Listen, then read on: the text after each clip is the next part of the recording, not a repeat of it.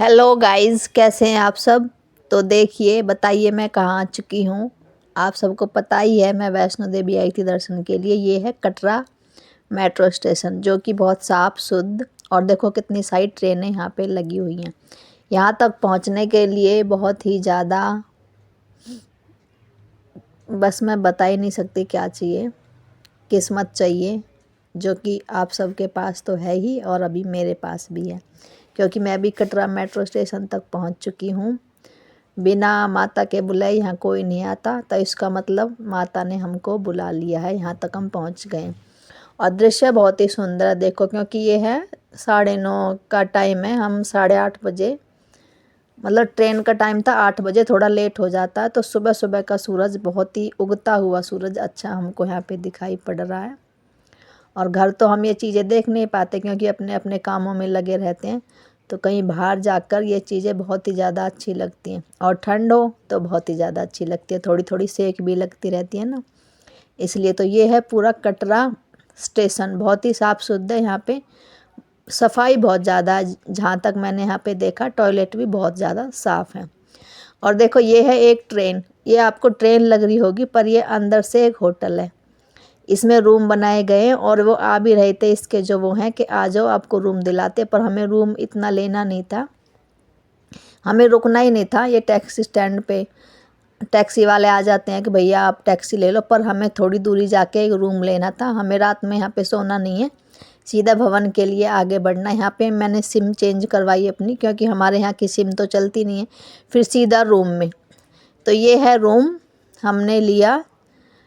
403 number का room हमको मिला, 420 की जगह।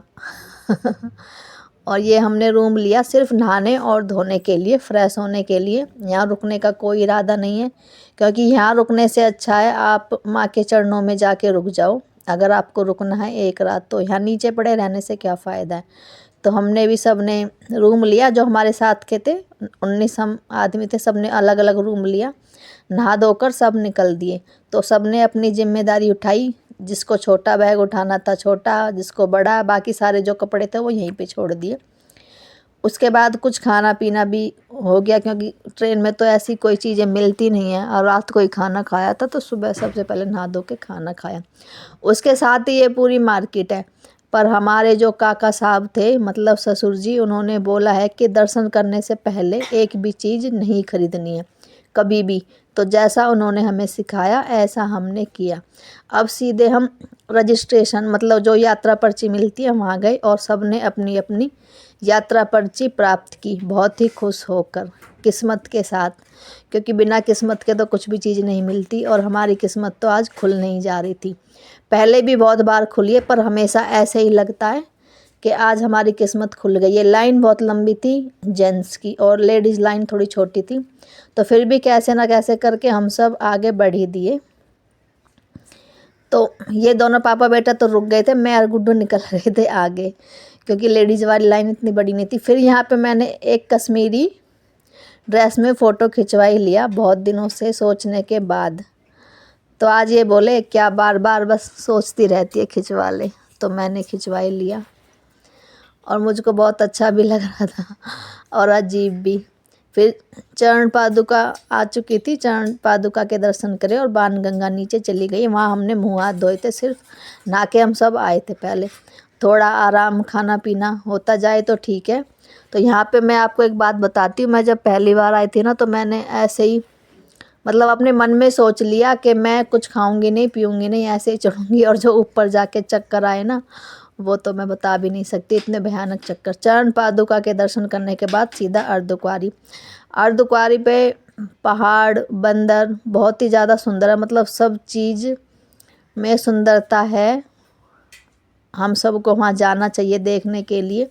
मैं बहुत बार गई हूँ, पर मैंने भी इतनी चीज़ें पहले नहीं देखी, क्योंकि इतनी समझ नहीं थी।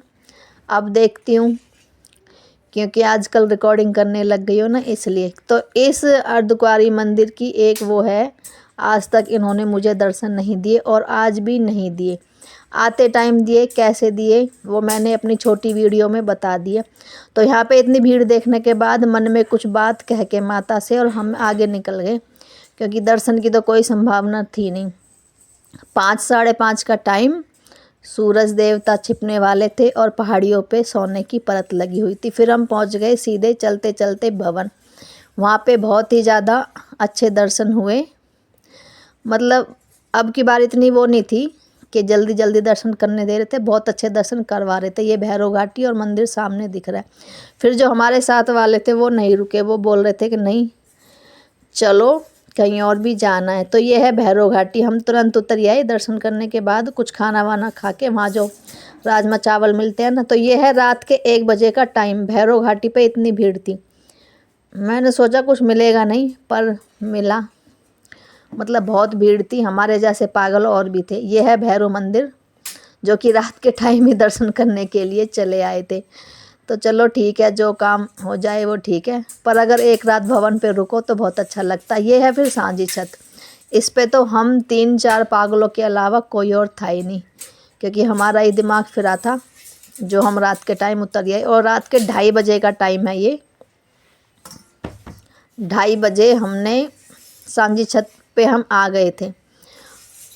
और 2:30 बजे, और हमारे साथ वाले भी हमको छोड़ के भाग गए थे, हम ही बस 3-4 आदमी। फिर ये है अर्धकुंवारी। यहाँ पे जो चमत्कार हुआ ना, वो मुझे पता नहीं था होगा, क्योंकि मैंने जाते टाइम कहा था कि माता पता नहीं हमको कब दर्शन देगी अपने मन में। और ऐसा चमत्कार हुआ कि हमारे दिमाग में आया कि यहाँ पे टिकट काउंटर है।